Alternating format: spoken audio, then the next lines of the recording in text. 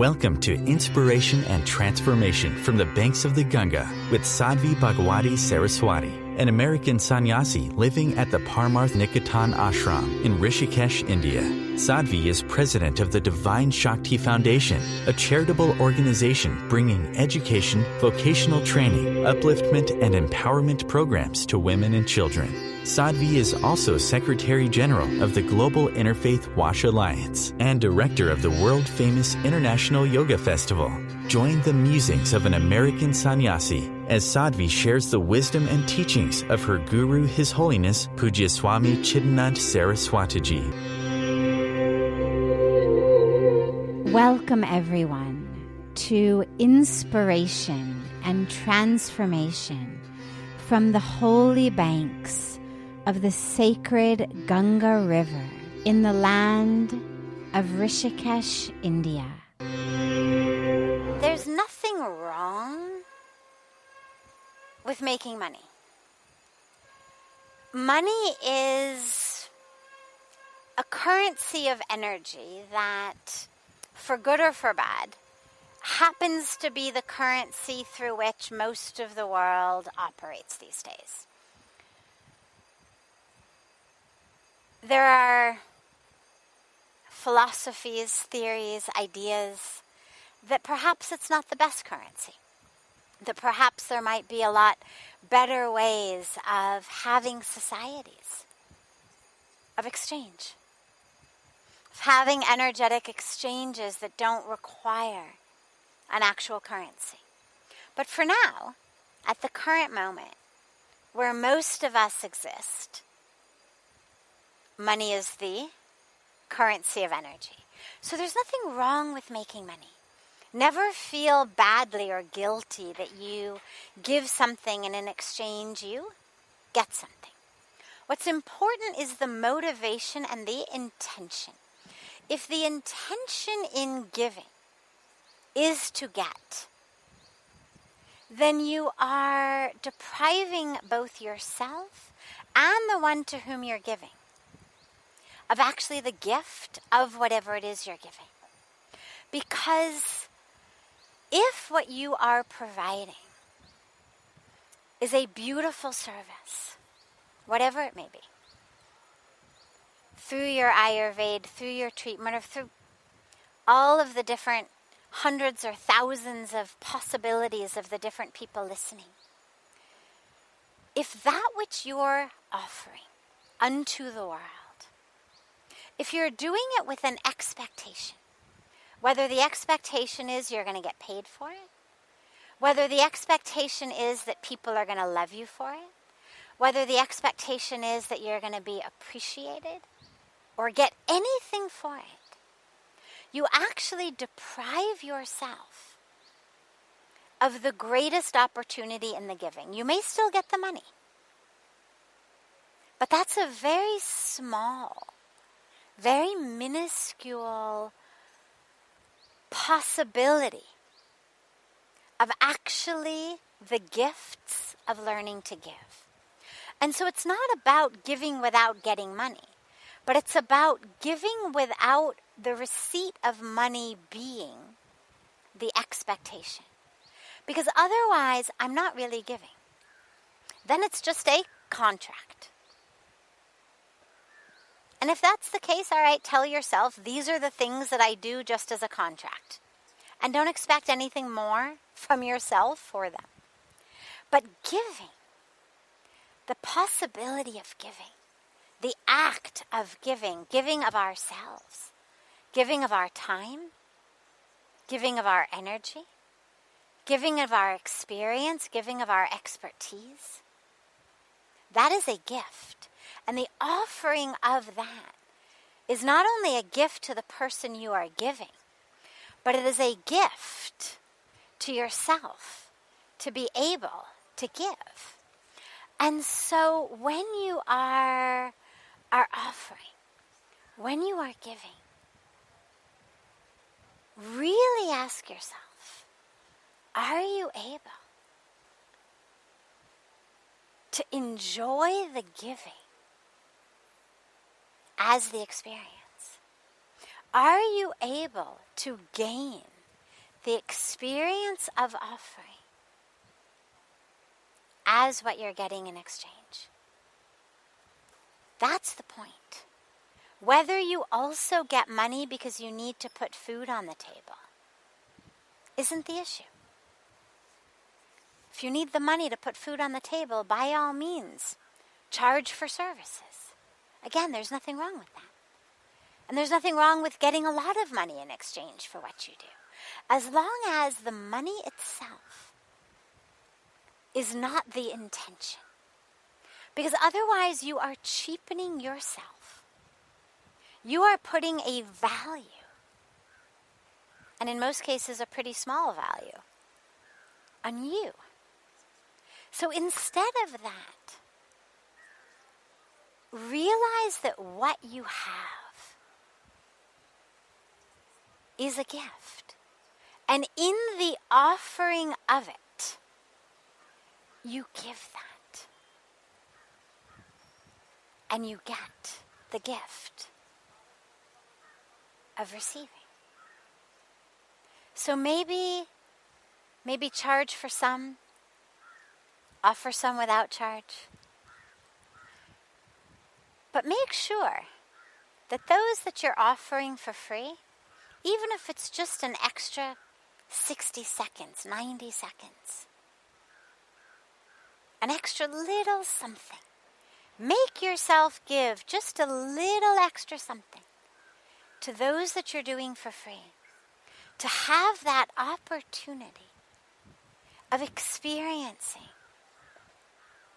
the gift that comes in giving for free.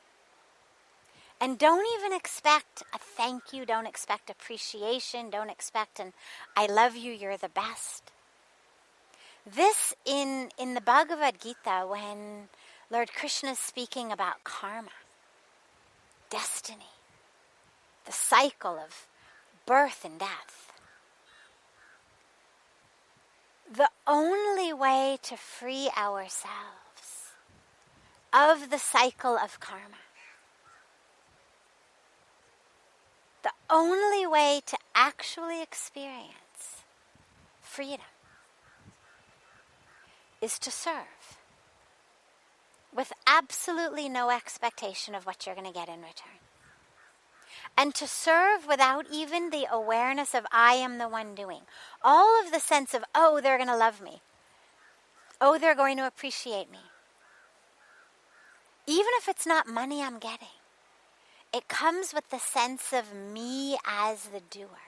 Meaning, I'm separate from the ones I'm doing for. It's me over here, separate being, serving you over there, separate being. This is illusion. This is ignorance. This is bondage.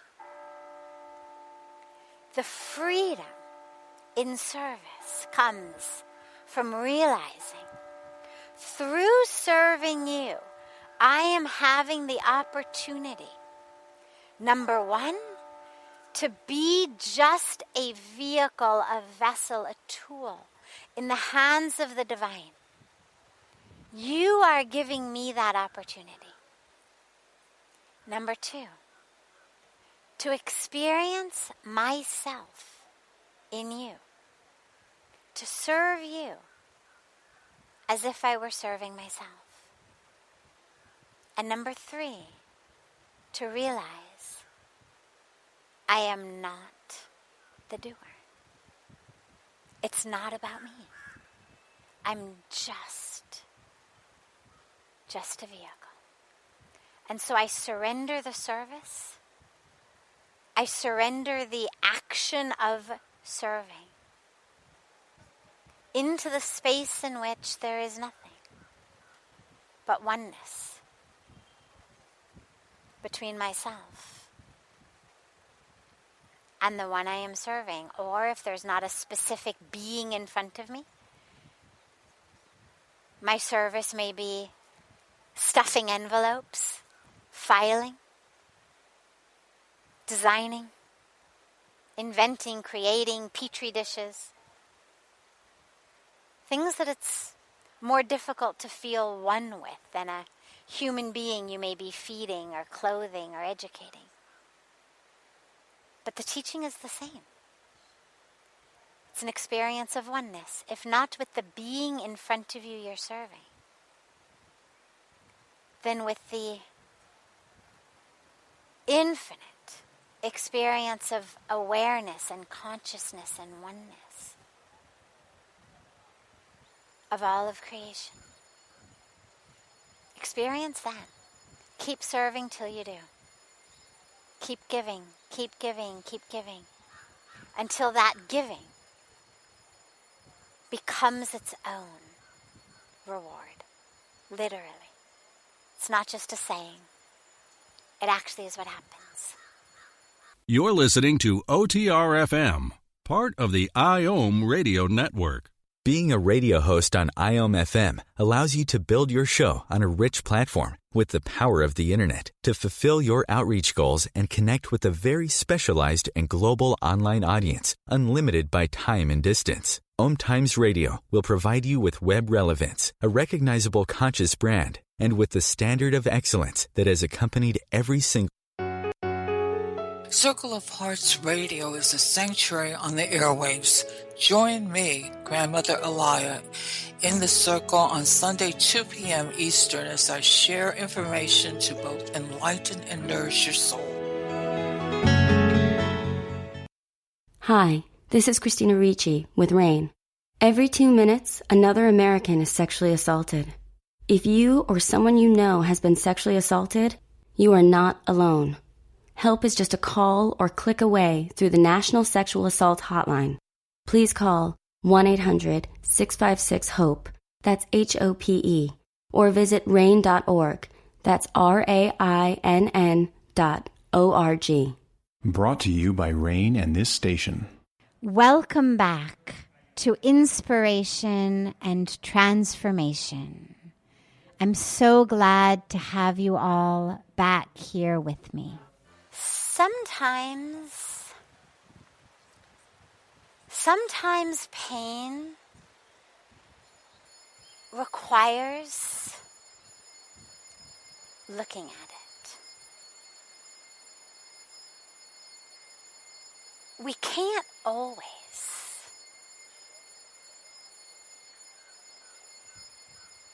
meditate it away, wish it away, pretend it away, read it away. Sometimes things actually require being looked at to heal them. This is where psychology and spirituality come together.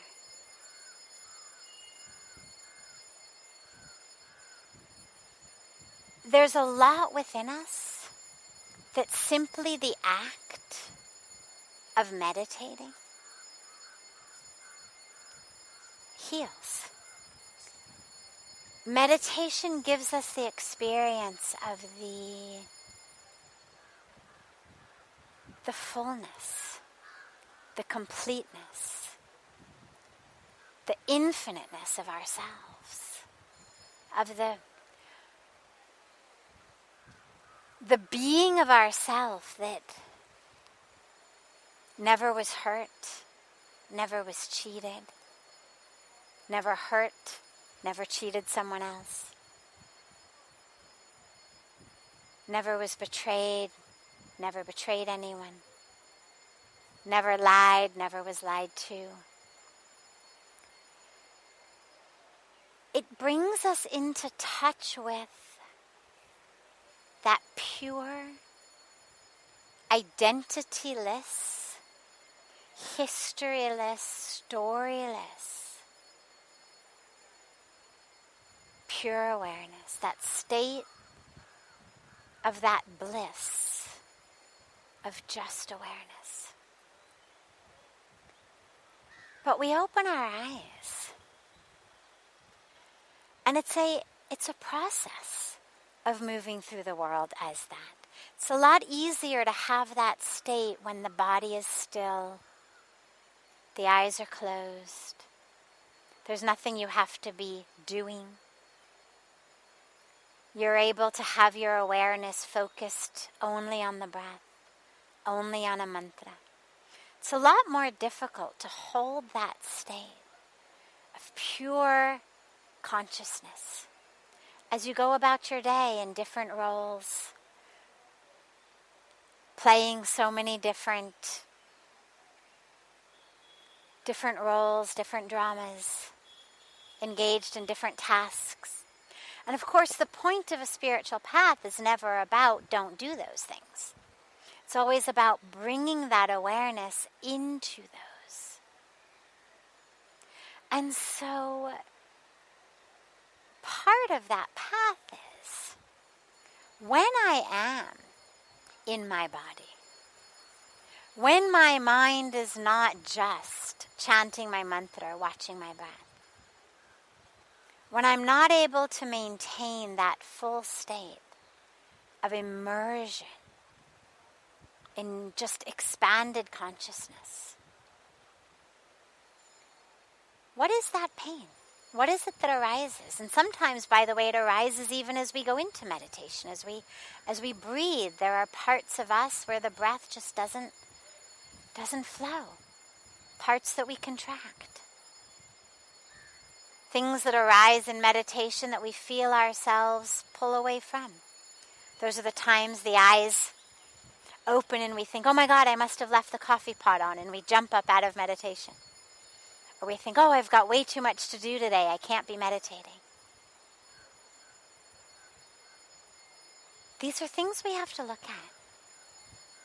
And sometimes simply meditation isn't enough.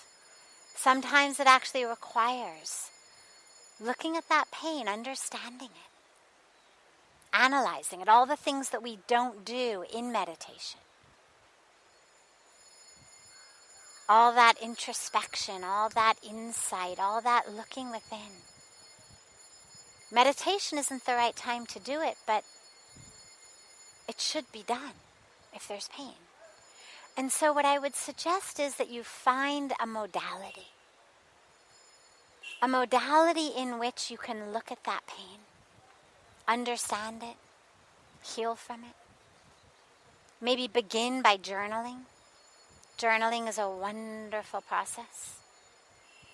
Just write, but write like no one will ever read. That's the point. It's not about writing for someone else.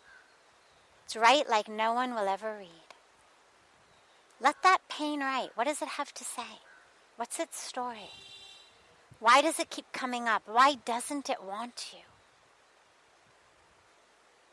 to be free? Why doesn't it want you to be in joy? Let it write. And if you need some assistance through some kind of therapy, some kind of psychology, get it. It's a wonderful field. And it goes very nicely together with spirituality. Sometimes it gives us some beautiful insights that then in our meditation we're able, when it comes up, to just let it go. Because we already know what it is. And so the pain doesn't have the hold on us.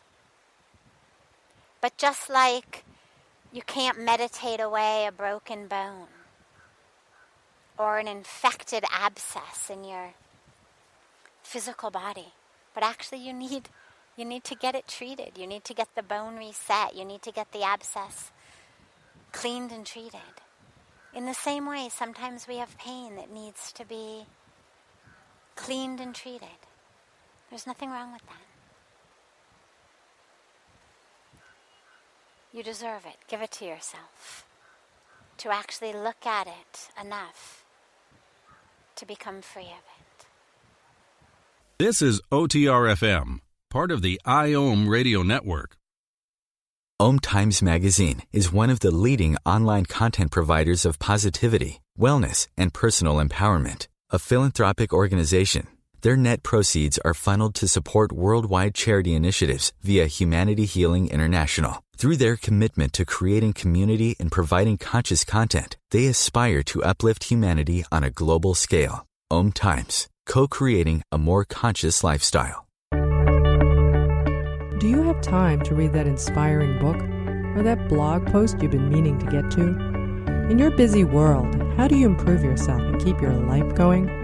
I'm Lisa Kay, and my Between Heaven and Earth radio show can transform your life just by listening. Be uplifted with inspiring topics, positive stories, and ideas that really work. Between Heaven and Earth Radio is conscious living for your soul, every Wednesday at 4 p.m. Eastern Time. Like Baldwin with People for the Ethical Treatment of Animals. I grew up loving circuses and other traveling animal shows, but it never occurred to me what life might be like for the animals. Training wild animals to do things they don't understand takes force. Routine discipline with a hook or whip with the heel of a boot shows the animal exactly who's the boss. Don't patronize animal acts. Please contact People for the Ethical Treatment of Animals. 757-622-PETA. Welcome back. This is Sadhvi Bhagawati Saraswati with inspiration and transformation. I'm trying to find my path in spirituality, but my rebellious nature is taking me away from going deeper and being more and more stable and committed to one focus. How do I become a happy spiritual warrior? Your nature may be rebellious, but that which pulls us spiritually away from focusing, from committing, happens even to those who are not rebellious by nature.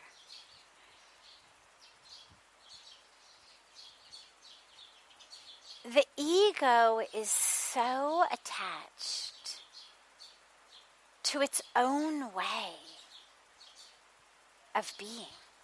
It's so attached to what I know, how I know it, how I want it to be,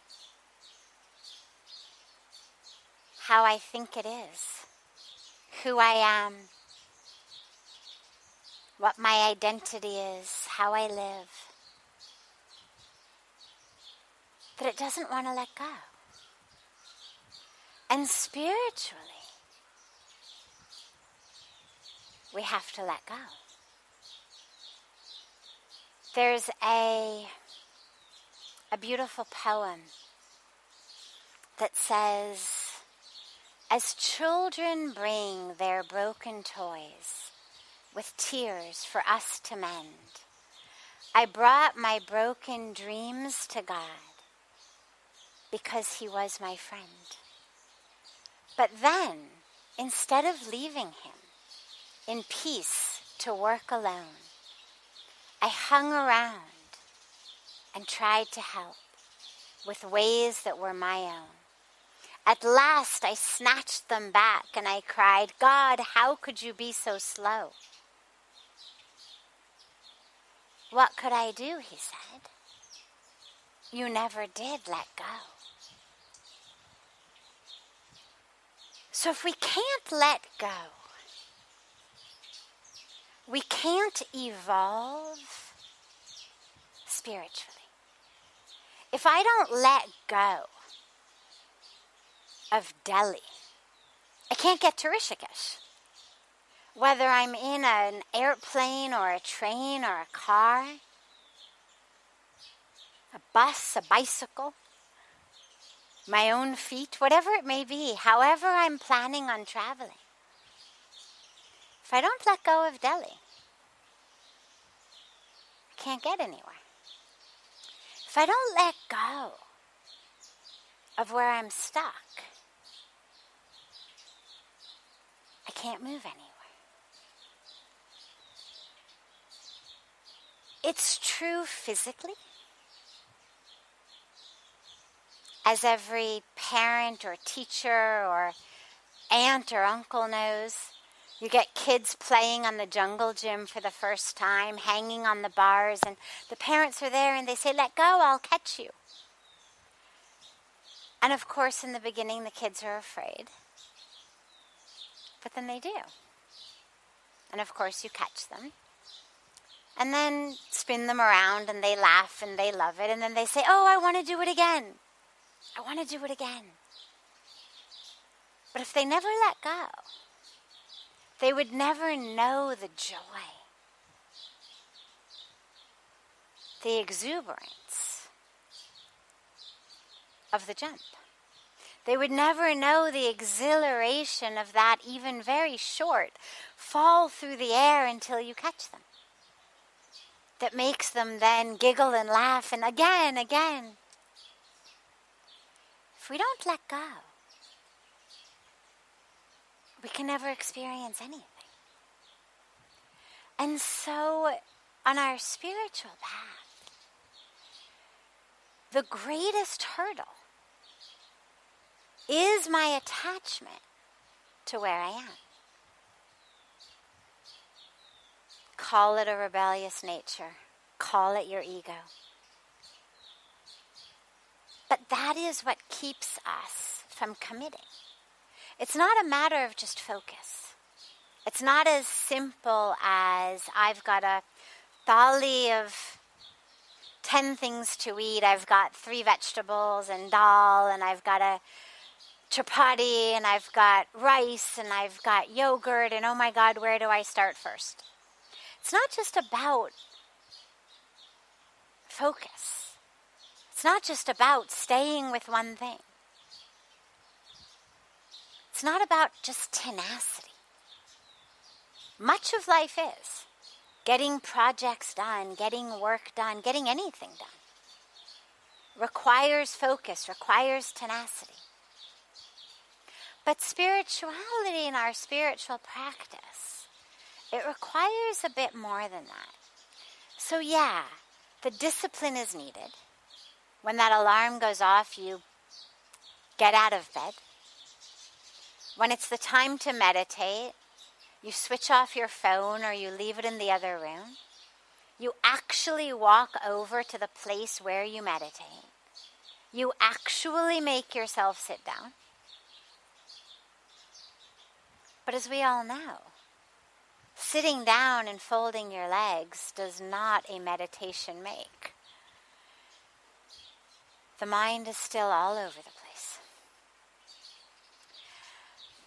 And what's needed here, aside from techniques of calming the mind, of bringing the mind, aside from that, what's needed is the willingness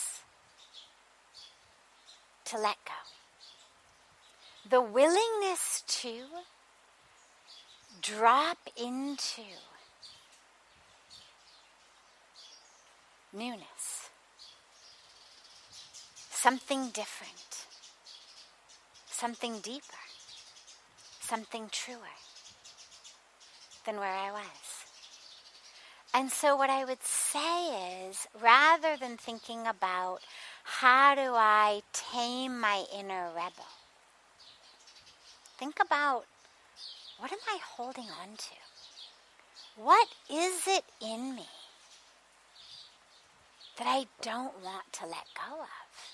What aspect of my identity do I not want to let go of? And it might be something as simple as the guy who's not disciplined. The woman who never does what she says she's going to do. And so, of course, to do what you say you're going to do would dispel that. But it might also be something a lot deeper. A lot of us hold identities from our childhood. And as dysfunctional as they may be, we actually hold on to them for some very deep psychological reasons.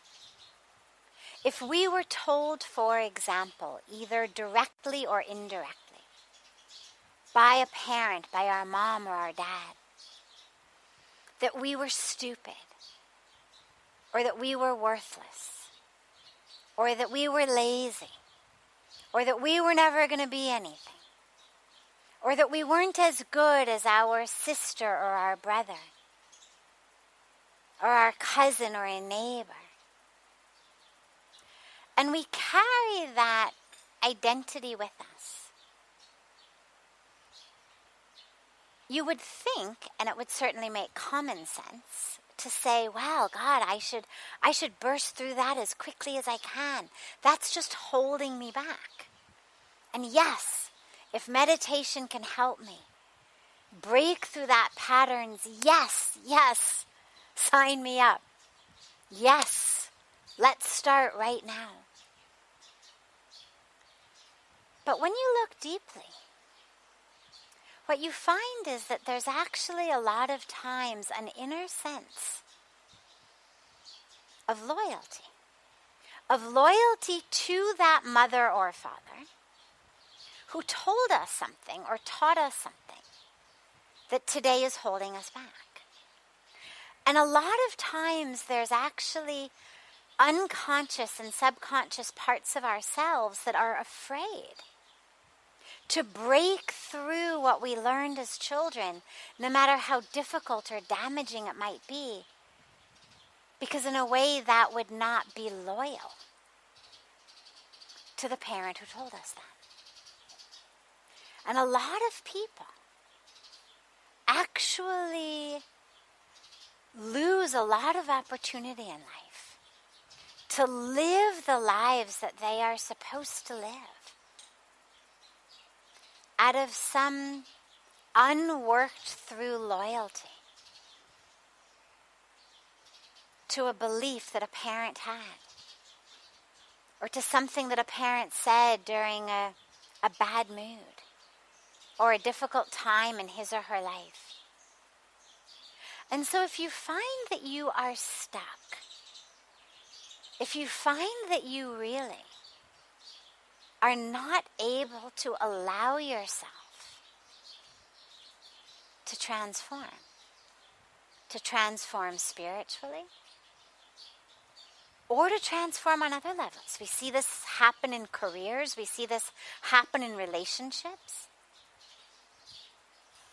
If a parent tells us, again, either directly with their words or just indirectly through how they treat us, that we're not lovable, that we're not good enough, we may literally deprive ourselves of love in order to prove them right, in order not to have to face that internal discomfort of going against what our parents taught us. And this is where it's so important to bring in that emotional healing that sometimes actually is what's needed to enable us to do the spiritual work, to be able to help ourselves understand, I'm not being disloyal by finding peace where my mom or my dad never could. I'm not being disloyal by not becoming an alcoholic or a drug addict like my mom or my dad. I'm not being disloyal by proving that thing that they said in a moment that they most surely regret decades later, by proving that it's not true. That's not disloyalty. There's a beautiful, beautiful poem by Khalil Gibran, who's one of my favorite mystic poets, who speaks about parenting. And he talks about, and I apologize for the paraphrasing, but he speaks about parents as bows from which arrows go forth, and how it's the bow's duty to be still and the arrow's duty to go forth. And that neither is better or worse, that the bow doesn't have to feel badly that it is stuck there, that God loves the bow that is stable just as much as he loves the arrow that flies forth.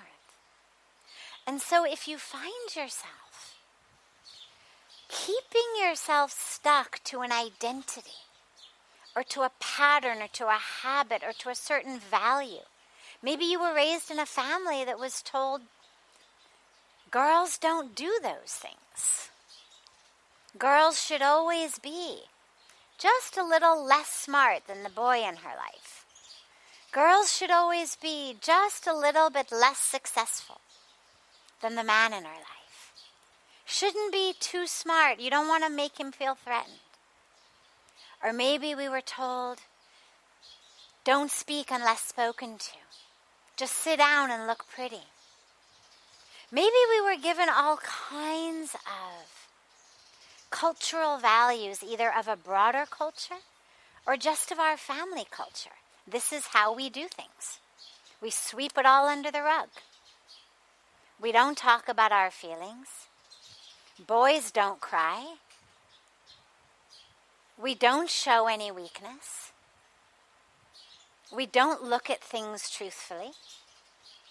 We just have, a batch of chocolate chip cookies, and then we all feel better. Maybe that's the family culture we learned. We just eat away our problems. Don't feel that you are somehow being disloyal to the family, to the parents, to the family culture, to prove that wrong. That's the role of the arrow from the bow. Children are supposed to take what they're given and build on it and grow from it. The beautiful, lush soil does not expect the seed to blossom only within it. The soil doesn't get hurt and upset when the seed blossoms out of the soil and breaks forth from the ground and grows into a tree. You've never heard of soil saying, come back, come back, come back. How dare you? We're ground people. We don't grow. We don't flower. We don't fruit. We're the dirt. Of course not. And in the same way, that out of the soil,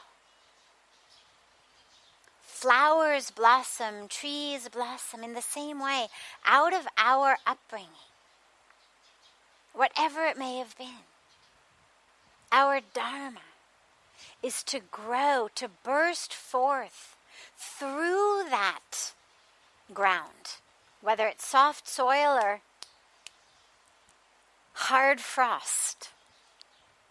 Our dharma is to burst forth through it and to grow and to flower and to be that arrow. So ask yourself, what is it in you that doesn't think that you are supposed to have a spiritual awakening? It's not just laziness. And I say that specifically to you because I've been watching you for so long. You're deeply committed. You're deeply disciplined. It's not that. And that's for all of you. All of you, not just the one who asked this question, but for all of you who find yourself that no matter how many vows you take, no matter how many times you say you're going to meditate, you're going to go deeper on your spiritual path, or that you're going to change how you are emotionally, that you're going to stop being so anxious or so jealous or so angry. And no matter how much you pledge, it doesn't happen. Ask yourself, what is it in you that doesn't think you deserve that? What is it in you that you're holding on to? Because while laziness, sloth, certainly one of the deadly sins, it's not to blame for everything. So don't write yourself off as just lazy or rebellious. There may be some deeper stuff going on, and it's beautiful to be able to look. All of this are just pathways into the truth of ourselves. So have a deeper look. This is OTR-FM, part of the IOM radio network.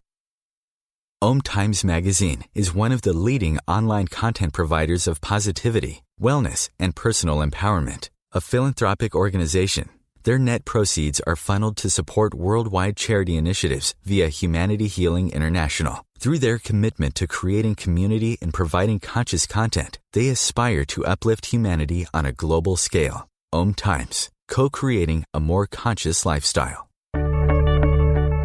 Do you have time to read that inspiring book or that blog post you've been meaning to get to? In your busy world, how do you improve yourself and keep your life going? I'm Lisa Kay, and my Between Heaven and Earth radio show can transform your life just by listening. Be uplifted with inspiring topics, positive stories, and ideas that really work. Between Heaven and Earth radio is conscious living for your soul, every Wednesday at 4 p.m. Eastern Time. Like Baldwin with People for the Ethical Treatment of Animals. I grew up loving circuses and other traveling animal shows, but it never occurred to me what life might be like for the animals.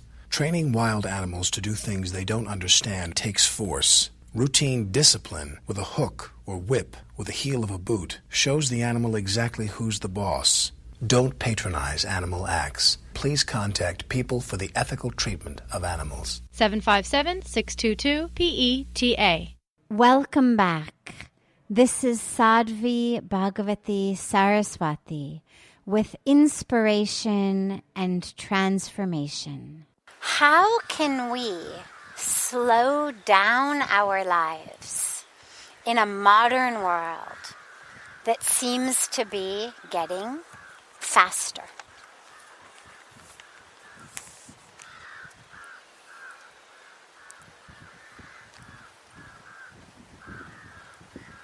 It's important to realize that the key, the core, when we speak about slowing down,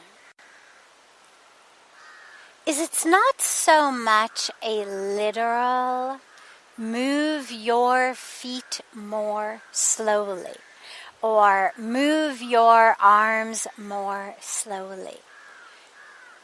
It's not so much that.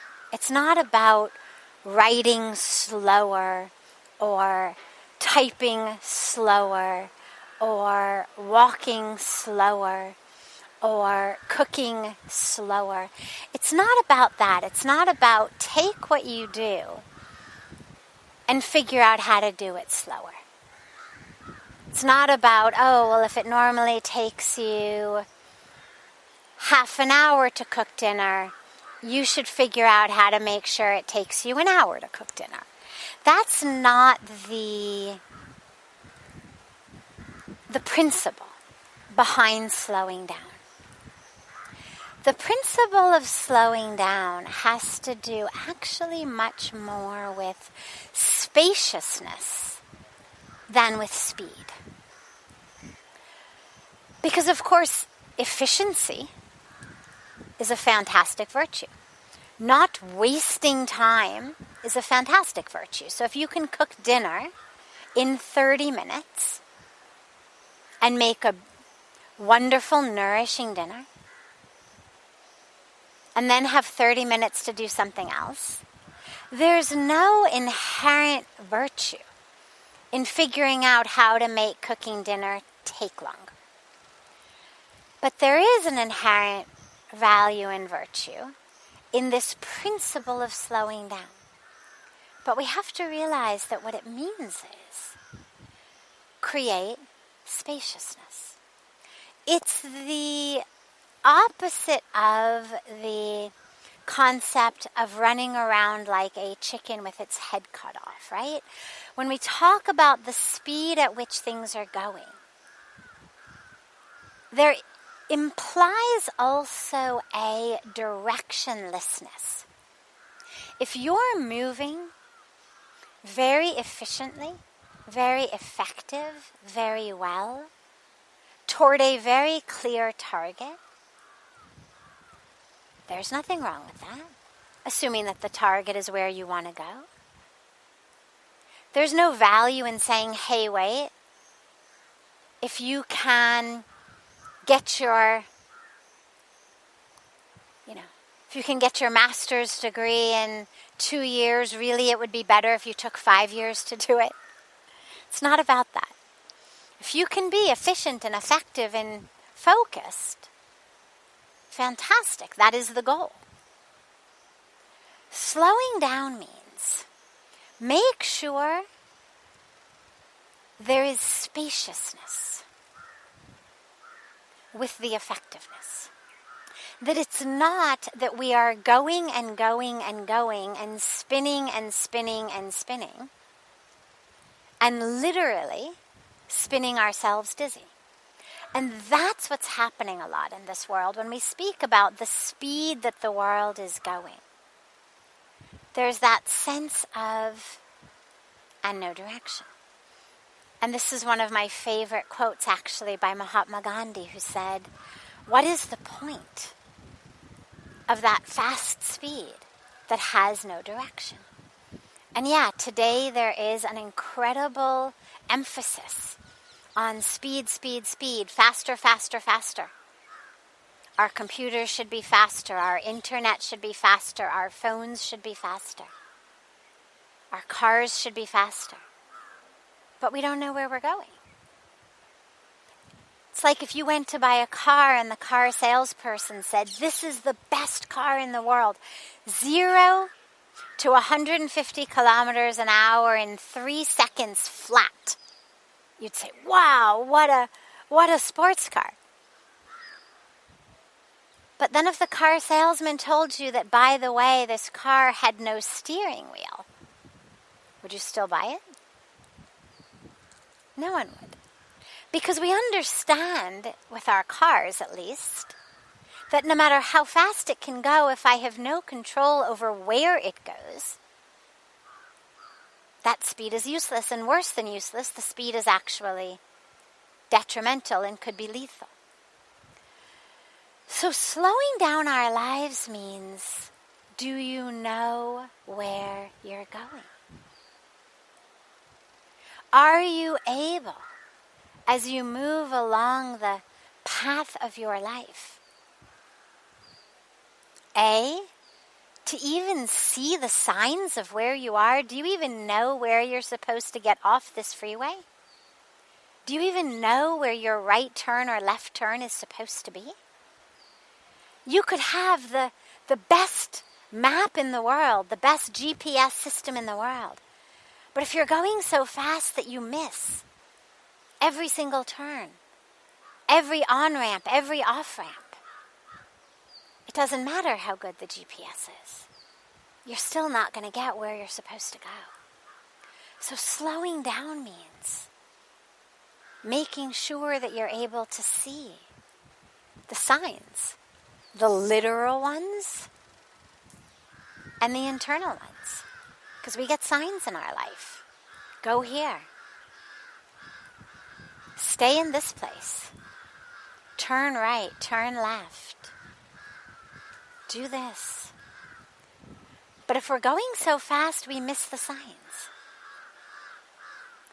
And that's when we miss so much of our life's purpose. We get caught up.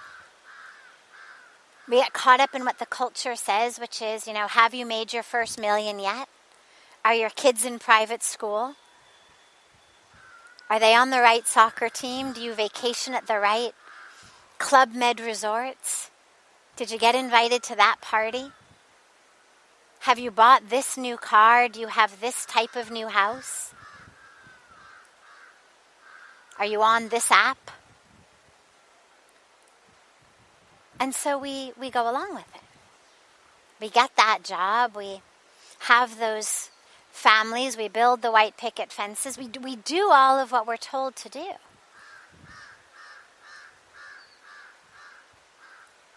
But along the way, a lot of us miss where we're going. So slowing down means make sure there's space. Space between the rapid thoughts for you to experience awareness, consciousness, your breath. Space to be able to hear the signs, to see the signs, to understand the signs. Space to be able to enjoy the journey. It's a bit trite, but it's really true. Are you smelling the flowers? You could be on the most perfect pathway, going to the most perfect place. But if you miss the divinity of the journey in thinking that it's actually about the destination, you've missed it. So the way to slow down is simply to create space. And it doesn't mean be less efficient. It doesn't mean be less effective. It doesn't mean take an hour to do what you can do in half an hour, or 5 years to do what you can do in 2 years. It means in every moment, in every minute, make sure there's space. Make sure there's space between the thoughts. Space to see the signs. Space to smell the roses.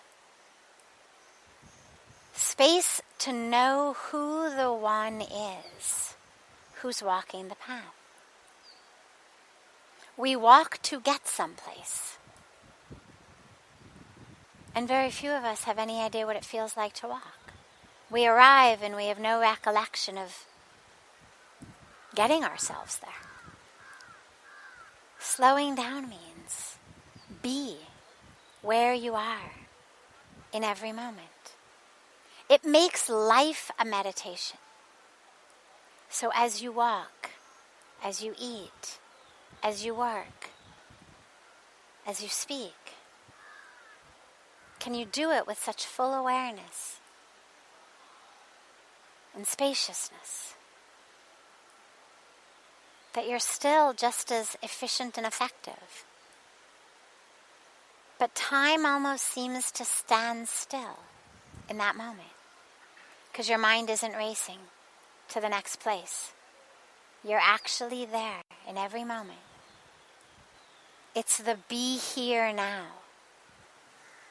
of life. So it feels slower. And actually what it is more grounded, more anchored, more mindful, more present, more conscious, and more spacious.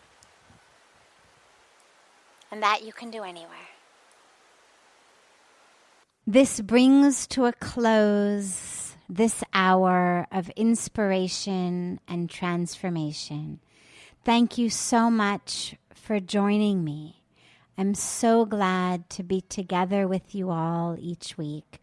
And I look forward to being together again next Thursday, same time, on OMTimes Radio.